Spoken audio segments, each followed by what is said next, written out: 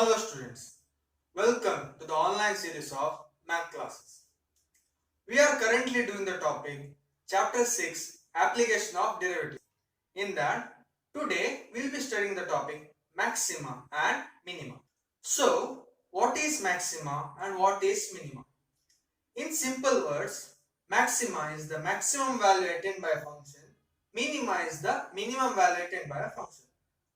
So how do we quantify this mathematically? We shall start with what we do know. In the earlier topic, increasing and decreasing functions, you have learned some graphs. Now, let us look at this graph. You have learned this graph. This graph is a function which is neither increasing nor decreasing. In this, you have learned about critical point. What are critical points? Critical points are called as stationary points or turning points. So, why are they called so?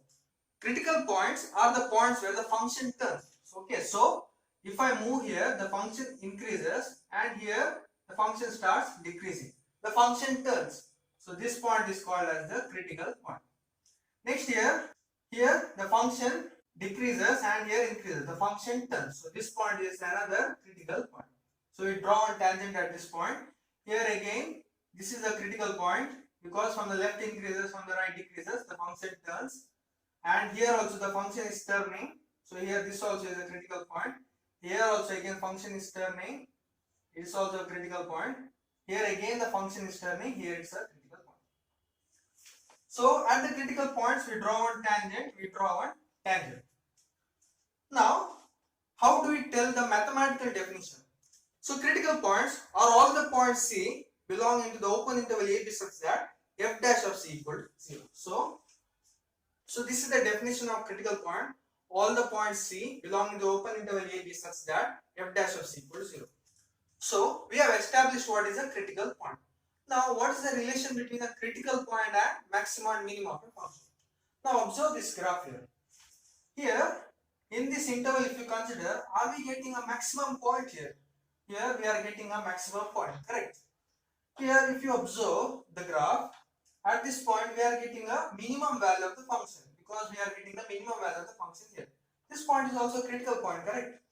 So here also, if you consider this interval, we are getting a maximum point. Here if you consider this interval, we are getting a minimum point. Here also if you consider this interval, here we are getting a maximum point. So what do you observe from this? We observe that to get maximum or minimum of a function, that occurs at critical points. So by observation you get that at critical points we can get either maximum or minimum. So observation. So take this note, maximum or minimum of a function exists only at critical point. So to illustrate this, we will take some more examples. So let us take a function y equal to x square. Now can you tell which is a critical point? Critical point is a turning point. So therefore, where does this function turn? It goes decreases and here it increases. So here it takes a turn. So this point forms the critical point, correct? This point forms the critical point. So does this function have a maximum or minimum? So you can observe here from the graph, at this point the function obtains a minimum. So here this obtains a minimum. So this illustrates that at critical point we can get either maximum or minimum. So here at critical point we are getting a minimum. We will take one more function to illustrate this. Now let us take one more function, y equal to minus x square. Now does this function have maximum or minimum? First, so we find the critical point. So at this is the critical point because the function turns. So this point is the critical point.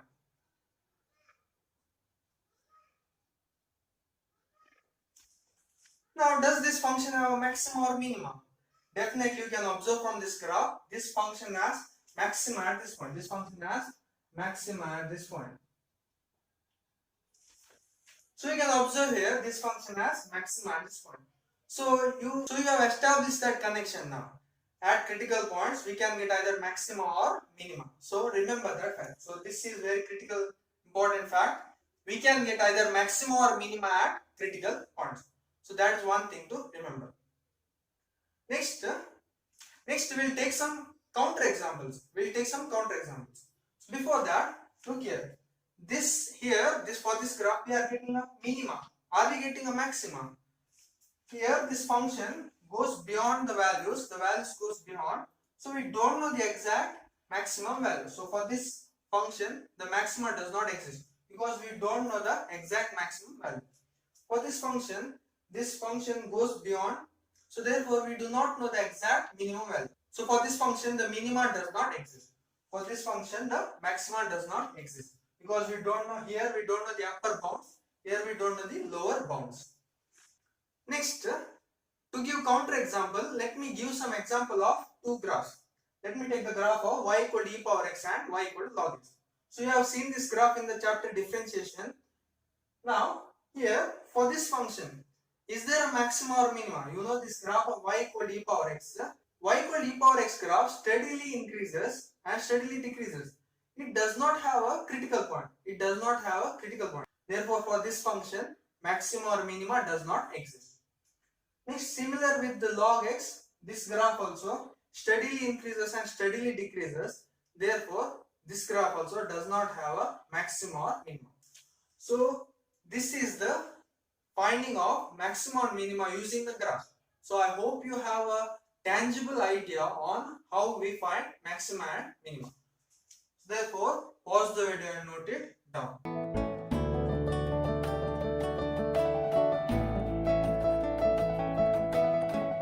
We move on to the topic local maxima and local minima, absolute maxima and absolute minima. So, what is the difference? What is the difference? We shall start with this graph again. We know what are the critical points. Now look here.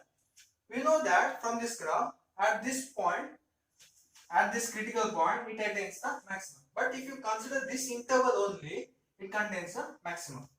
If you consider this interval, this obtains a minimum. Here again, at this interval, here it obtains a maximum. Here if you consider only this interval, this is the minimum. Now, local maxima and local minima are the maximum values in that particular interval. Okay, so remember that difference. Local maxima is nothing but the maximum value in that particular interval. Local minima is the minimum value in that particular interval. So therefore, local maxima is the maximum value attained in that interval. Local minima is the minimum value attained in that interval. So these are in simple words. So now look here. There is a local maxima here. There is a local minima here. There is local maxima here, local minima here, local maxima here, local minima here. So you get the point. What is local maxima and local minima? Now what is the meaning of absolute maxima and absolute minima? So absolute maxima and absolute minima are the maximum and minimum values of the function throughout. Means you have to consider the whole function. I cannot consider only one interval and say it is maximum or minimum. I have to consider throughout. So if you consider now the whole graph, if you consider which is the maximum value among these are the local maximum, correct? In this, which is the maximum value? This point is the maximum value. So this becomes the absolute maxima here. If you consider this now, in that which is the absolute minimum? Absolute minimum is nothing but the minimum of them all. So this is the absolute minimum. So I hope you understand the difference between local maximum and absolute maximum, local minimum and absolute minimum. So that is the difference. So if I give an example, if you consider the tallest boy in your class, he is the local tallest. Local tallest means he is the tallest boy in your class only, in that local class. Absolute maxima is nothing but the tallest boy in the whole college. So he is the tallest boy among all. Okay, so if you consider the whole college crowd, he is the absolute tallest. So local tallest and absolute tallest. Local maxima and absolute maxima. So you understand the difference. So that is how we put the concept of absolute maxima and absolute minima, local maxima and local minima. So I hope you get the gist of it. Another thing to consider, absolute maxima and absolute minimum values we can get at the end points also. So at this end points we have to consider at the end points also. So absolute maximum values we consider at end points also. So let me summarize. Local maxima and local minima are the maximum and minimum values attained in that particular interval. For this local maxima and local minima we consider critical points. and for absolute maximum and absolute minimum we consider the critical points as well as the endpoints.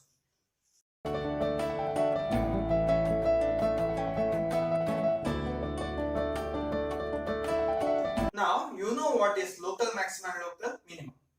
Now we shall explore a method to identify a local maximum and local minimum. How do we do that? We use the second derivative test. So let us take a theorem, second derivative test. Let f be a function on an interval I. So this interval word is important, interval I, and C belongs to that interval. So that point C belongs to that interval. Let f be twice differentiable at C. So twice differentiable meaning we are finding the second order derivative. Second order derivative is we are differentiating a function twice. We are differentiating a function twice. Then what is the condition? X equal to C is the point of local maximum. So that point x equal to C is the point of local maxima if f dash of C equal to 0 and f double dash of C equal to 0. Means at that point f dash of C equal to 0. This is the definition for critical point. So again the critical point thing crops up. Next f double dash of C is less than 0. Meaning the second derivative is less than 0. So if this condition occurs, then it's the point of local maximum. So it's the point of local maximum. So in this case, f of C is the local maximum value. So here we get a local maximum, right? Then you substitute that C in the function, you get the local maximum. Next, second point, x equal to C is the point of local minimum. Means we are getting a local minimum at that point. If first is if f dash of C equal to 0 and f double dash of C greater than 0. So condition is f dash of C equal to 0 meaning critical point. Next f double dash of C is greater than 0 means if you take the double derivative and substitute that point you should get the value greater than 0. So that is the condition for local minimum.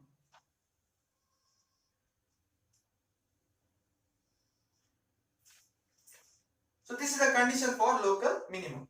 Next the test fails. Third point, the test fails if f dash of C equal to 0 and f double dash of C equal to 0. So this test will not give you a proper result if f dash of C equal to 0 and f double dash of C is also equal to 0. So this test fails at this juncture. If you get both equal to 0, the test fails. So this is about the second derivative test. Next we take a definition, points of inflection. So this is the definition. If you take a point C, C is a point of inflection. If at that point it is neither a point of local maximum or local minimum. Means at that point you cannot get either local maximum or local minimum. So therefore this is the definition of points of inflection. So if I give an example, take the function. Now if you take one example, take the graph y equal to x cube. Now if you consider this point 0, at this point 0, we are neither getting a maximum nor minimum. So here x equal to 0 is the point of inflection. So therefore x equal to 0 is the point of inflection. Pause the video and note it down. Now we shall continue with the exercise 6.3. Third question. Find local maxima and local minima if any. Find also the local maxima and local minimum values. So I told you we can find the local maxima and local minima using the second derivative test. So we have to find the point C, which is the critical point, whether local maxima exists or local minima exists. We do that by using second derivative test. So let us find, take the function f of x equal to x square. So first what we have to do, we have to find the critical point. So to find the critical point, we have to find the derivative f dash of x. So f dash of x. Differentiation of x square is nothing but 2x. Next, at critical point, what happens? At critical points, f dash of x equal to 0. Therefore, this 2x equal to 0. So what does this mean? Which implies x equal to 0 is the critical point. So we get x equal to 0 is the critical point. Now the question arises whether x equal to 0 as the local maxima or local minimum. So we will do this second derivative. Find the second derivative. So take f double dash of x. F double dash of x, it is nothing but differentiation of 2x. Differentiation of 2x is 2. Because differentiation of x is 1. So we get the second derivative as 2. Now if you take the point at x equal to 0, what is f double dash of x? F double dash of x equal to 2. See here x equal to 0, Here we have to substitute x equal to 0 here, but there is no x to substitute. So f double dash of x is nothing but 2. So this value, is it less than 0 or greater than 0? It is greater than 0. Since it is greater than 0, by the second derivative test what you get? Therefore, at x equal to 0, f has a, therefore at x equal to 0 we obtain a local minima by second derivative test. And what is the value of that function?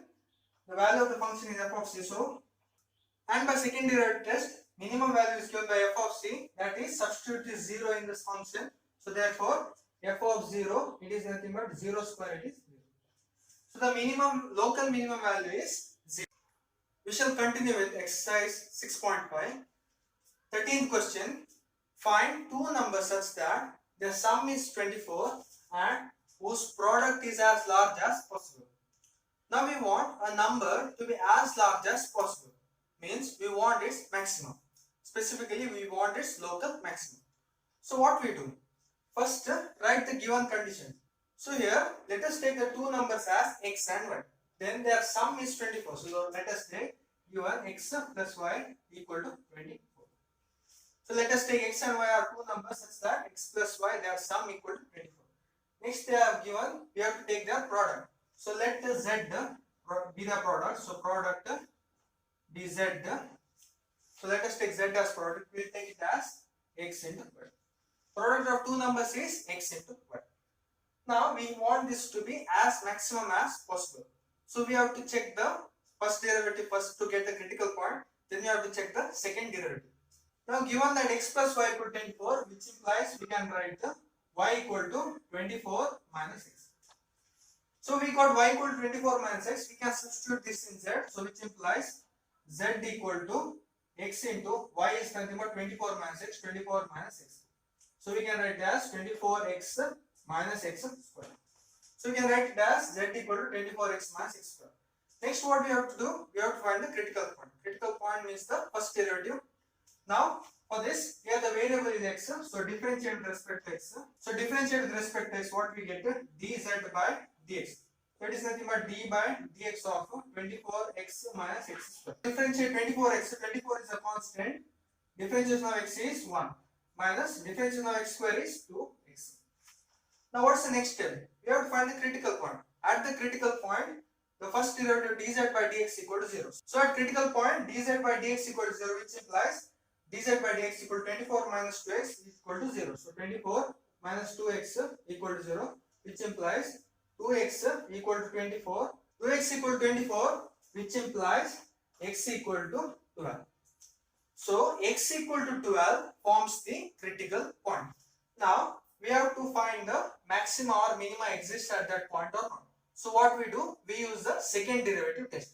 So find the second derivative, d square z by dx square. So it is nothing but d by dx of first order derivative 24 minus 2x. Now differentiate this.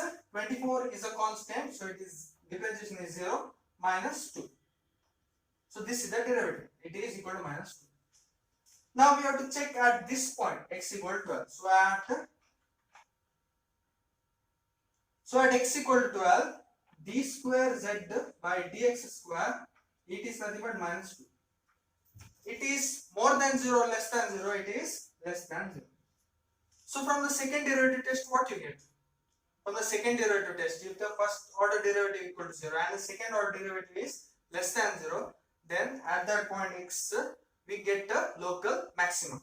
So therefore, we conclude that by second derivative test at x equal to 12, we are obtaining a local maximum.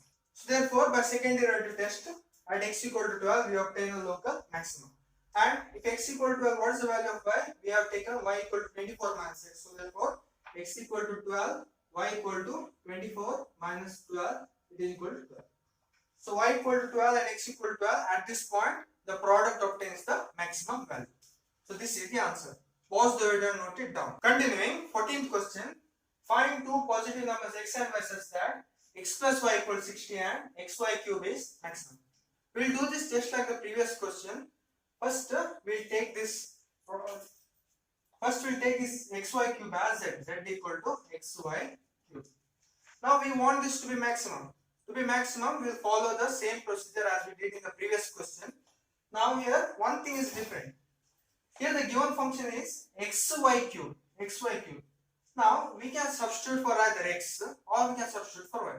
But here if we substitute for x, it will be easier for us because if you substitute for y, we have to obtain a cube for that. So what we do is we will substitute for x. So substituting for x, what you get? X equal to 60 minus y. So z equal to xy cube becomes 60 minus y into y cube. So it is nothing but 60 y cube minus y to the power 4. So z is defined using variable y. So we differentiate z. Now we have to find the critical point. For that we have to differentiate this z. Now z is in terms of y. So y is the variable. So therefore we differentiate z with respect to y. So what we get? Dz by dy equal to d by dz of 60 y cube minus y to the power 4 is equal to, now differentiate this 60. Differentiation of y cube is 3y square. So 3 into 60 is 180 y square minus differentiation of y power 4 is 4y cube. So this is the first derivative. Next we have to find the critical point. At critical point what happens? Dz by dy equal to 0. So dz by dy equal to 0, which implies 180 minus y square minus 4y cube equal to 0. 180 y square minus 4y cube equal to 0. Now here take 4y square common out. Take 4y square common out. What remains here? 45 minus here y remains equal to 0.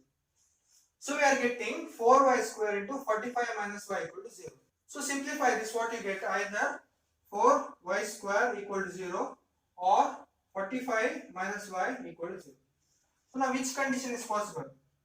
If 4y square equal to 0, 4 is not equal to 0, therefore y equal to 0 or y equal to 45. Among this, which condition is possible? See, if you take y equal to 0, what happens? If you substitute y equal to 0 here, this product will give me 0. This will give me 0. That will definitely not be a maximum value, because for any two values of x and y, we can get more than that, more than 0. So therefore, this is not possible. This is not possible. But therefore, y equal to 45 is possible. So therefore, y equal to 45 forms the critical point. Now what we have to do next?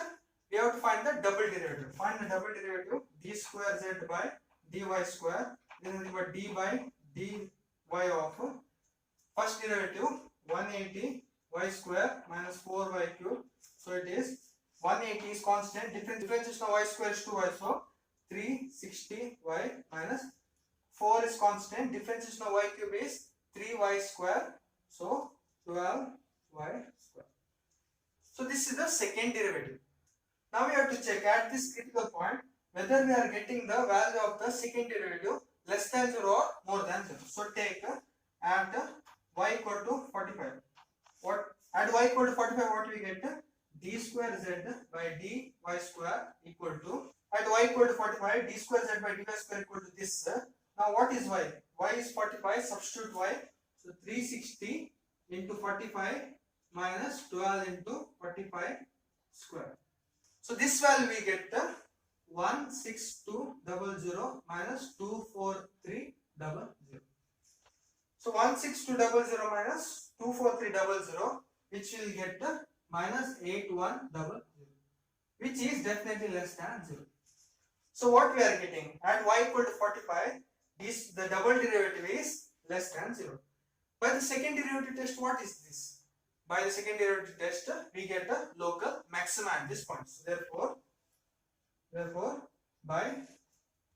therefore, since the second derivative is negative less than 0, by second derivative test at y equal to 45 obtain a local maxima, and if y equal to 45, then x equal to 15 by using this condition.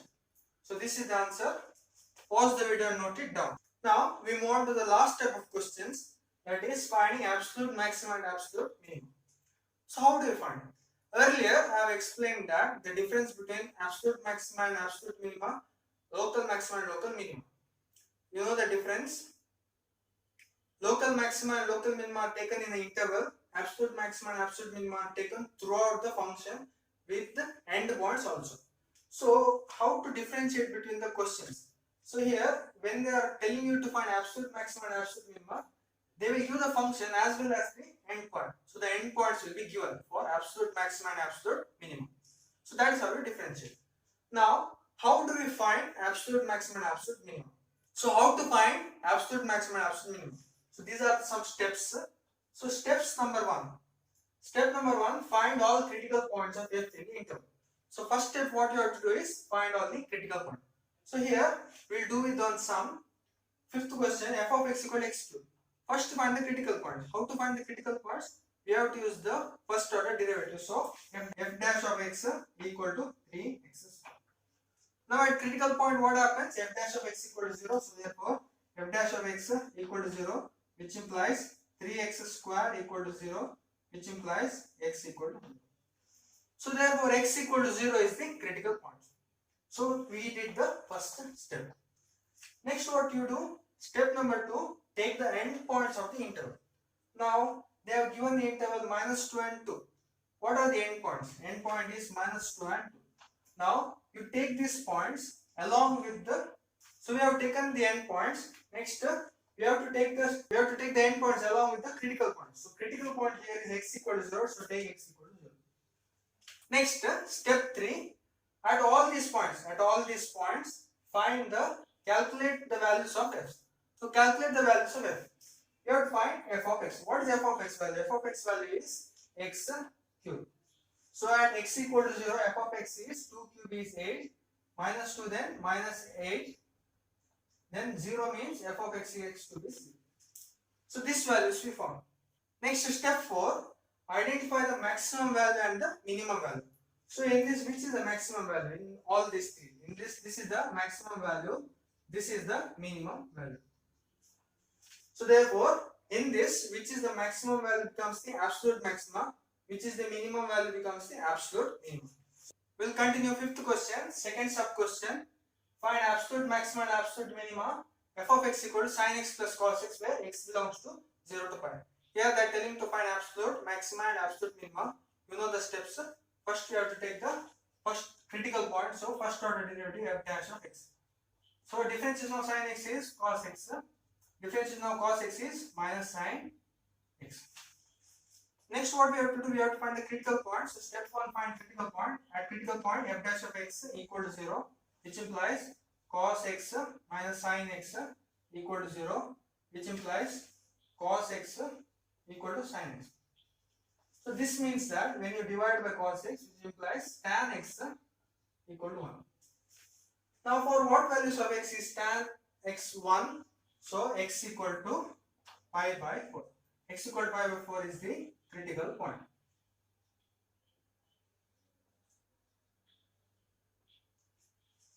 So we found the critical point. That is step 1. Step 2 is what? You have to take the endpoints.